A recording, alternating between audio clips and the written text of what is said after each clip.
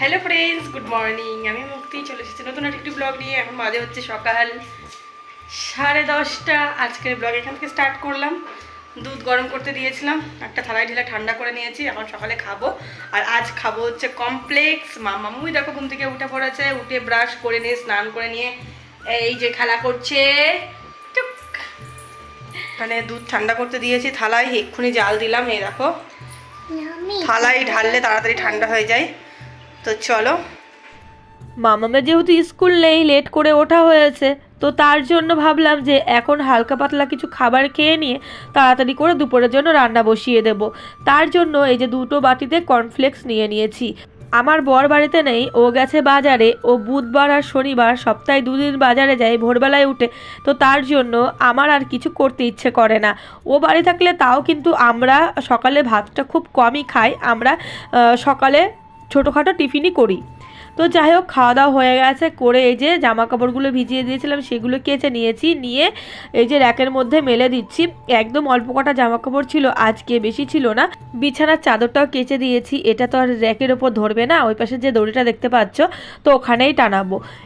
কাচাকুচি করার এত মুশকিল মেলার কি বলবো বন্ধুরা। বাড়িই ভালো জানো তো, বড় একটা উঠোন থাকবে, মানে গ্রামের বাড়িই ভালো, বড় একটা উঠোন থাকবে, সেই উঠোনে বড় একটা দড়ি টানানো থাকবে, সেখানে জামাকাপড় মেলে যা শান্তি, ফ্ল্যাটে একদমই সেই শান্তিটা নেই। তো তারপরে বন্ধুরা দেখো জামা কাপড়গুলো মেলে দিলাম, আর আজ কিন্তু খুব ভালো রোদ বেরিয়েছে। আর 12টা বাজতে না বাজতে কিন্তু আমাদের ব্যালকনি থেকে রোদ চলে যায়। আমি র্যাকটা এদিকে একটু আগিয়ে দিলাম, কারণ হালকা পাতলা যেটুকুনি রোদ লাগবে সেটাতেই শুকিয়ে যাবে, কারণ আজকে রোদের বেশ ভালোই তাপ আছে। তারপর যে বিছানা চাদরটা কেচে দিয়েছিলাম সেটা কিন্তু এই পাশের দড়িতে আমি মেলে দিলাম। পাপা, বাবা, কি করছো তোমরা?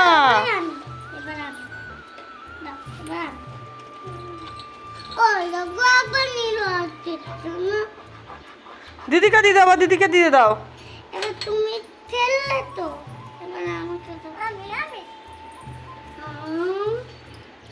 মাম্মাম এখানে খেলাবাটি খেলছিল, ওর ভাই এসে ওর রান্না করা যে শাকসবজিগুলো রান্না করছিল সেগুলো কড়ায় ধরে উল্টে টেবিলের ওপর ফেলে দিয়েছে। ও সেটা দেখে কান্নাকাটি আরম্ভ করে দিয়েছে যে ভাই আমার জিনিসগুলো ফেলে দিচ্ছে।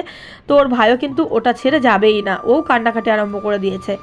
তারপর দেখো আমার বর বাজারে গেছিলো, ও বাজার থেকে অনেক বাজার নিয়ে এসেছে। এই প্যাকেটের ভেতরে আছে পেঁপে, ঝিঙে, ভেন্ডি, পটল, উচ্ছে। এই প্যাকেটের ভেতরে আছে। সপ্তাহে 2 দিন বাজারে যায়, তো আমাদের ঘরের জন্য অনেক রকম বাজার করে নিয়ে আসে।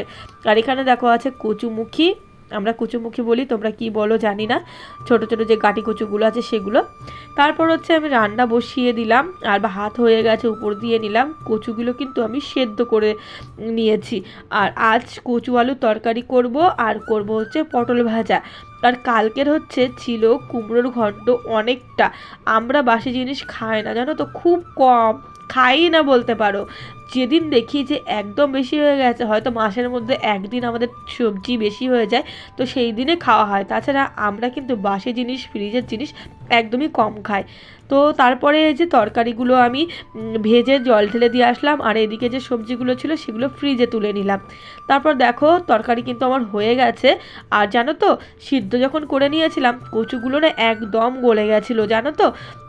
এর আগের দিন কচু রান্না করেছিলাম, সিটি দিয়ে নিয়েছিলাম, তবুও গলেনি। তো সেই ভয়ে ভয়ে আজকে আমি 2টো সিটি দিয়ে নিয়েছি, তো একদম গলে গেছে, পুরো গলে ঘ্যাট হয়ে গেছে।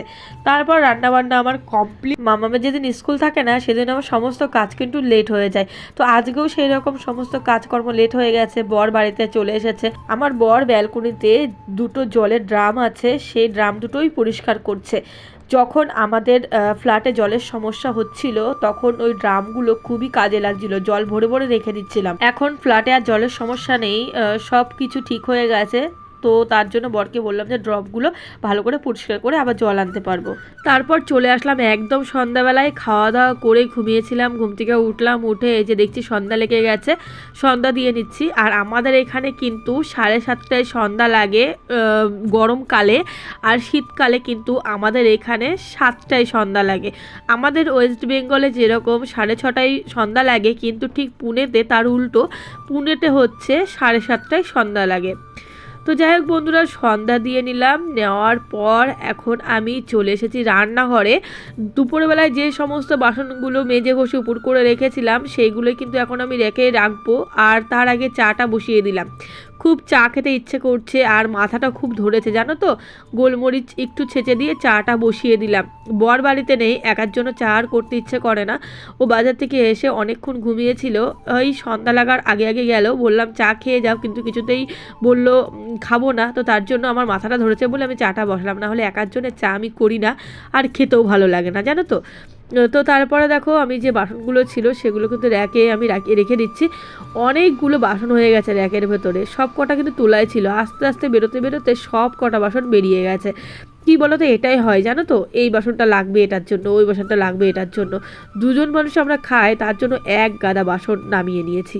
আমি চায়ের সঙ্গে কটা চিড়ে ভাজা নিয়ে নিলাম। ভাজা চিড়ে ভাজা দোকান থেকে কিনে এনেছি, এই চিড়ে ভাজাগুলো খেতে বেশ ভালো লাগে। আর মাম্মামকে দুধের সঙ্গে দিলাম হচ্ছে চকোচ। তো আমরা এখন দুজনে মিলে খেতে বসে পড়েছি। মাম্মাম খাচ্ছে আর বলছে খেয়ে দেখো দুধটা যেন কীরকম কোনো লাগছে। তো ঠান্ডা দুধে মিশিয়েছি বলেই হয়তো এরকম লাগছে। তো আমাকে বলছে তুমি খেয়ে দেখো। তো আমি বলছি দাঁড়া আমি একটু খেয়ে দেখি। তো আমাকে মুখে দিচ্ছিল, তো সত্যি দুধটা যেন কেমন কেমন লাগছিল। তো বললাম ঠিক আছে তোকে খেতে হবে না, শুধু চকোচগুলো বেছে বেছে খেয়ে নে।